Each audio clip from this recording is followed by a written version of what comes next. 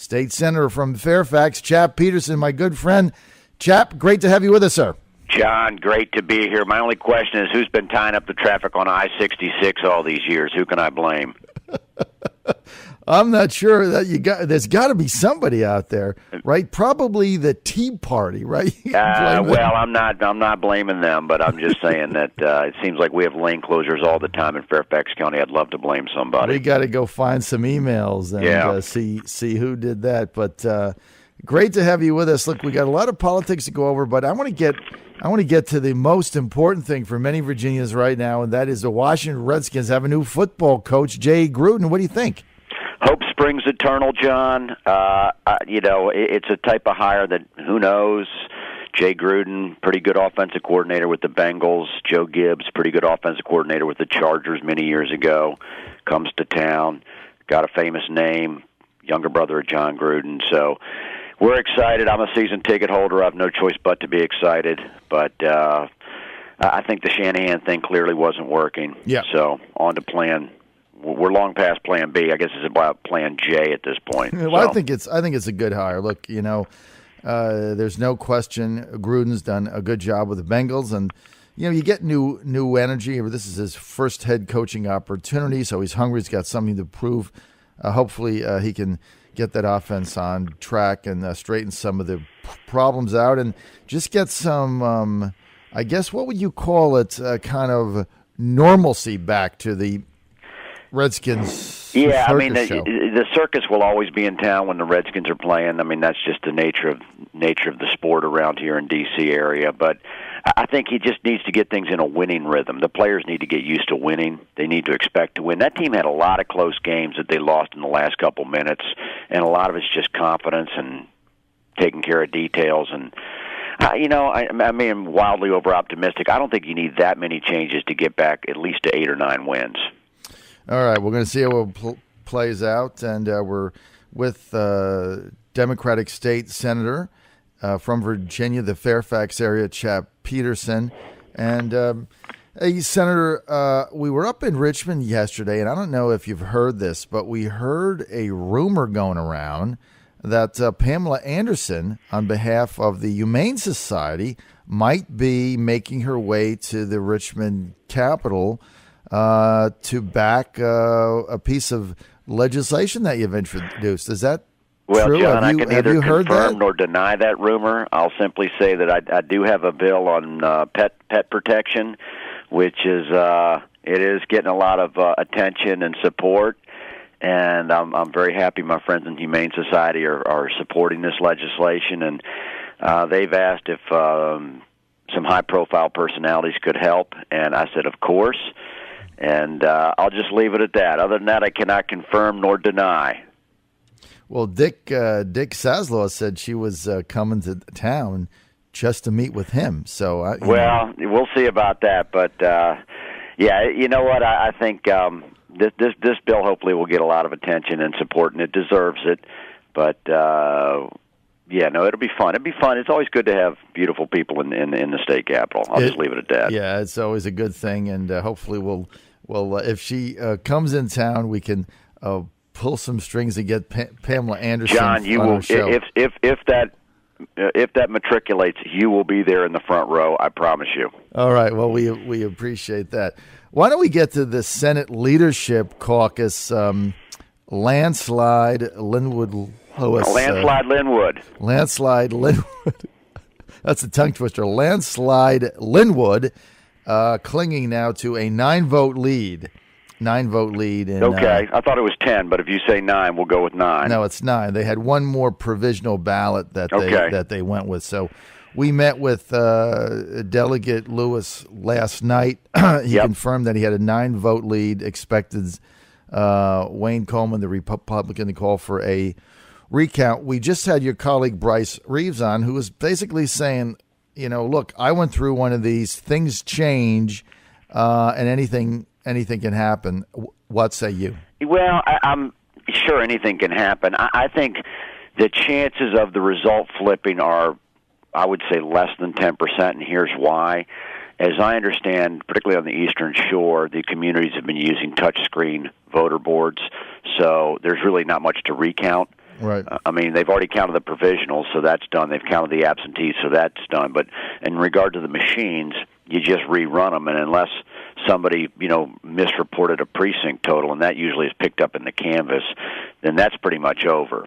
Now, in regard to the paper ballots that were cast, perhaps in the city of Norfolk, it may have some precincts with paper ballots. Yeah, potentially there's one that, could be different than what was represented.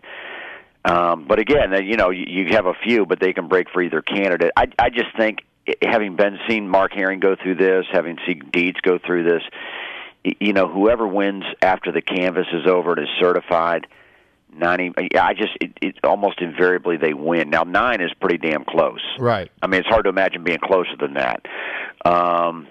If it was like 3 or 1, maybe it would be closer. But I just think when all's said and done, the chances that Mr. Coleman can flip that are, I would say, less than 10%.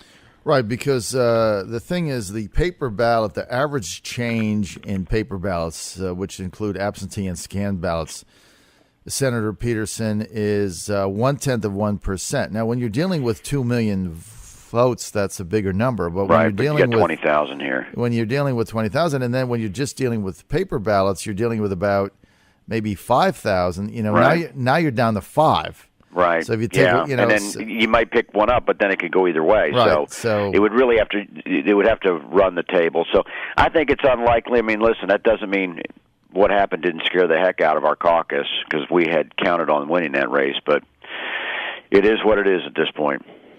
Common Sense News Time 8:23. This is the John Fredericks Radio Network across Virginia. We're with State Senator Chap Petersen from the 34th District, and he is part of the Dick Saslaw Democratic Caucus representing the Fairfax area. Now, Senator, the 33rd District, let's look at that. That's in 2 weeks. Joe May running as an independent there. Right. But you got a pretty strong candidate in Wexton. How's that look? Well, we're happy with Jennifer Wexton. She's an attorney, was a prosecutor up there, ran for Commonwealth's attorney, didn't win a couple years ago, but made a very respectable countywide showing, and got nominated by the local Democratic committee out there. She's working hard. She's raised a couple $100,000, as I understand, on her own. She's been out knocking on doors. The seat trends Democratic. I'm not just saying that. I think the numbers show that typically those precincts vote Democratic. It's Leesburg and the east side of Loudoun County, which is 50-50 territory, but then when you come into Fairfax, you pick up the town of Herndon, which is Democratic, and a couple Democratic precincts along Route 28. So all things being equal, it should probably be about a 58% type district in a regular performance. Now, I get it that, Obama's not popular and Democrats have been falling below expectations, see, for example, a couple nights ago. Right. Having said that, with 2 Republicans in the race now, with Joe May running as an independent, I don't see kind of where Whitbeck, it's going to be tough for him to find a passing lane at this point, Mr. Whitbeck. So, again, our expectations are we're going to do well. I would, Loudoun's so hard to predict because I don't know how, well Northern Virginia, your listeners do, but Loudoun County is largely populated by people that have moved there in the last 10, 15 years. Mm-hmm. So the name ID for any candidate tends to be very low. So you really don't know what's going to happen. It tends to fluctuate pretty wildly. But we'll see. I mean, I certainly think we got a much stronger chance of winning than the other 2 candidates. Well, I think when you've got 2 Republicans in there, Joe May running as an independent, again, I'm with you. I don't see the math. But what Republicans are saying is, look, Joe May, he's been there a long time. He's going to draw independents. He's going to draw from Wexton. But I was talking to one of the Republicans last night, and I said to myself, I just can't see somebody that is going to vote for Joe May who is a conservative that's been there for 2 decades, that they would vote for May, but they would have voted for Wexton. I don't see that. Now, Common Sense News Time 8:26. We're with Chap Petersen. He is a Democratic senator from Fairfax District 36. 34. I'm sorry, District 34 senator. Yep. There's an ad on TV that Wexton launched, which is really getting criticized by many. I'm going to play the ad for you because it just really seemed over the top to me. And I'm pretty liberal with these ads. I think you buy ads, anything goes mainly, but this thing is really over the top. The reservoir. Another by an intruder who forced his way in through her bedroom window. And for so many, traumatized again by facing the criminal in court. I'm Jennifer Wexton, and as a prosecutor, I put violent offenders in prison. In the Virginia Senate, I'll fight just as hard against Tea Party Republicans who would take away a woman's health care and her right to choose, even in cases of rape and incest. On Election Day, help me stand up for her. Okay, Senator Petersen, you're a pretty level-headed guy. That's why we love having you on our show. You're a family man. I mean, comparing the Tea Party Republicans to rapists, I mean, isn't that over the top? Yeah, I mean, it's hard for me to judge it because I'm listening to it on the radio. I don't know what the visuals are. I don't know. Wait, was it running on cable or what? They ran it on network TV. I think when I saw it, I was up in Northern Virginia, and I believe it was on an NBC affiliate.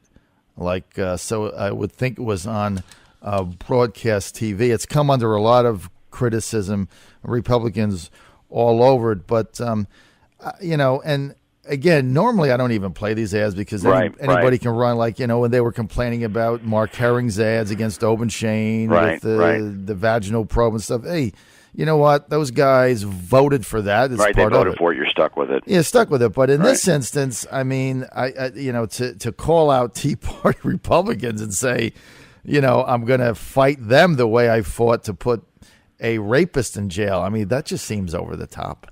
Yeah, I mean, I think obviously prosecuting somebody for a criminal violation is different than having a debate with somebody. It's different set of standards, different goals, different everything. Right.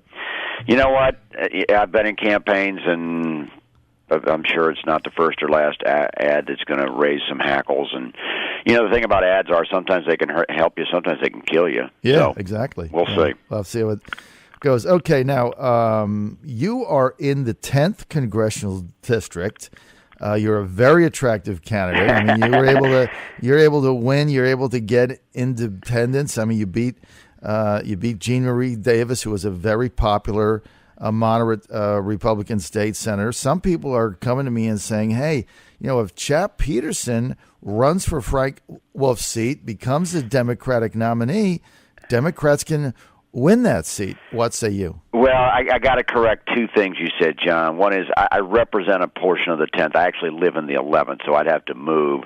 And then secondly, I don't know if I'm an attractive candidate. I'm 5'9", 45 years old, so I'm probably past the attractive phase. But listen, it's going to be a very competitive seat. The Democrats have a very good candidate, John Faust, who I'm supporting.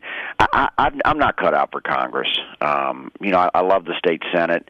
It's not to say I wouldn't do something different one day, but one thing I like about the state Senate is I can do the political thing and still have my business, still practice law, still make money, and I'm not going to run for Congress. I mean, if you see me running for Congress, you say, what spaceship came and captured Chap last night and replaced him with a body double? Because that's just it's not me. I got no interest in it. I like doing what I'm not doing now, and if I did something different, it wouldn't be Congress. No interest in it. Okay, well, we're going to see what plays out. I think it's going to be a very competitive I think race. It will be extremely competitive. And again, for your listeners, that race, the 10th, it's more Democratic on the eastern side, which is Fairfax, and then when you go west into Winchester and Frederick County, it gets very Republican very quickly, Loudoun being the swing precincts. Faust is a well-liked county supervisor on the Fairfax end. I know Barbara Comstock's running. I know Dick Black's running. So it's going to be probably one of the top 10 most competitive races in the nation. And I think it'll be a good bellwether, too, just because there's a lot of swing precincts out there. Without a doubt. Hey, Senator, we want to thank you as always for being on the show. Thank you for your John, time. great to talk to you, and I look forward to seeing you down in Virginia Beach very soon, my friend. All right, I'll be down there. And by the way, for those that don't know this funny story, it was sometime in July. I was in Virginia Beach. I was actually in the ocean with my 9-year-old, doing what two father and son do down there, and I forget exactly what street we were on. We were on 9th Street. We were on 9th Street, and I turn around, and I bump into Chap Petersen and his 2 children in the water right next to us. We had no idea, the two of us. I thought it was some type of swimsuit model until I recognized your face. So that must have been it. And that was the odds. I tell you, that day I did go out and buy a $5 Virginia lottery scratch-off. I figured the odds on that were so infinitesimal. Anyway, great to have you on. All right, John. Good to talk to you. Got to run.